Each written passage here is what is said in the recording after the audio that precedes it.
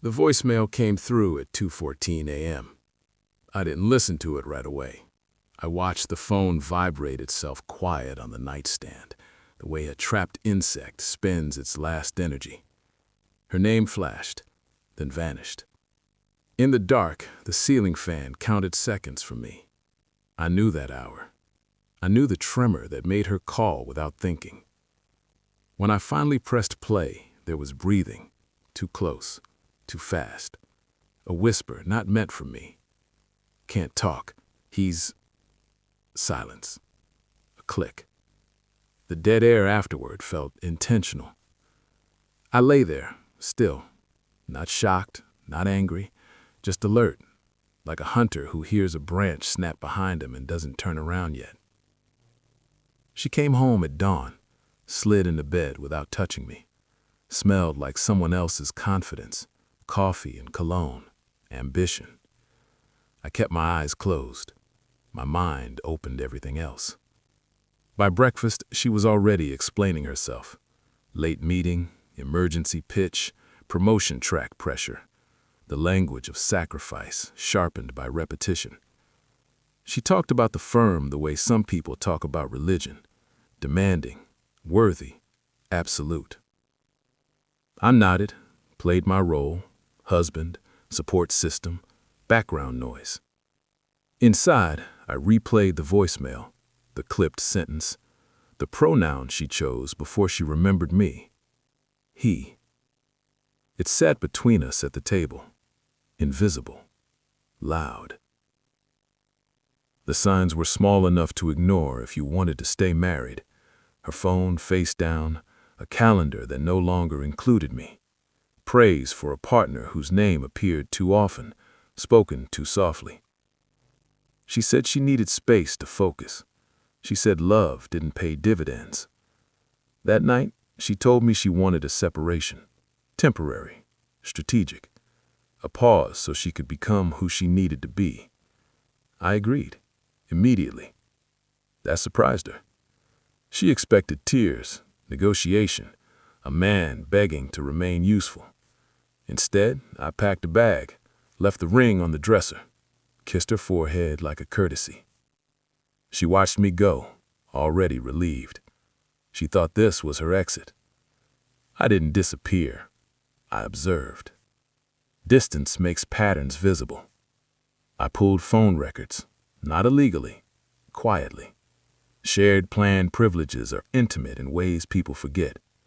Calls after midnight, the same number, always after her long days. I hired a lab, not for DNA, for metadata, the way devices talk when people lie. Her laptop synced to a hotel network twice a month, same floor, same room type.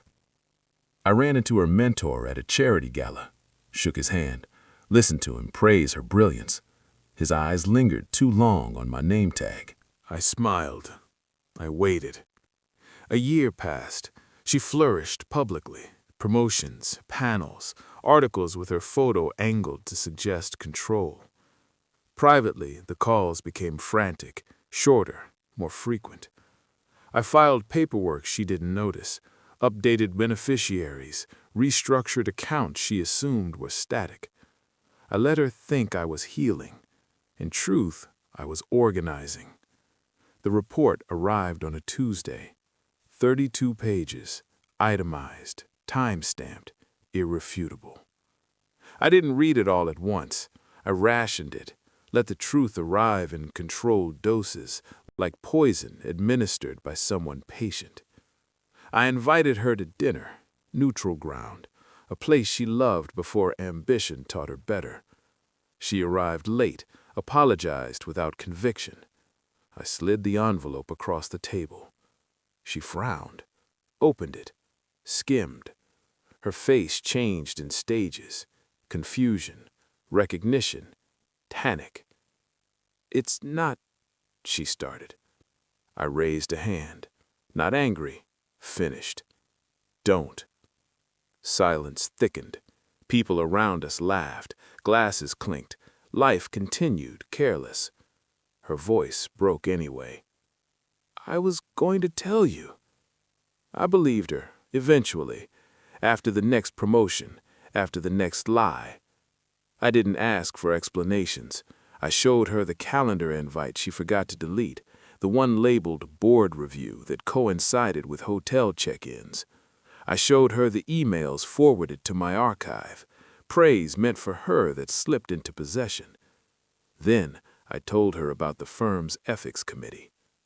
Her mentor was married too. He had stock. He had a pattern. I had already submitted everything, anonymously, thoroughly. Her career, the one she chose over us, collapsed in silence. No scandal, just removal, reassignment, a press release that said nothing. She reached for my hand. I stood. I left so you could have what you wanted, I said. I stayed gone so you'd forget I was watching. She cried then. Real tears. They didn't move me. A year later, she called again. Different tone, smaller. She said she understood now. She said she lost everything. I listened, let the quiet stretch. I didn't lose anything, I said. I invested. I ended the call. Some people think revenge is about destruction. It isn't. It's about precision, about letting the truth do the damage while you walk away intact. I don't wear the ring anymore. I don't remember the sound of her voice. What remains is clarity. She chose her career. I chose the ending. And I never looked back.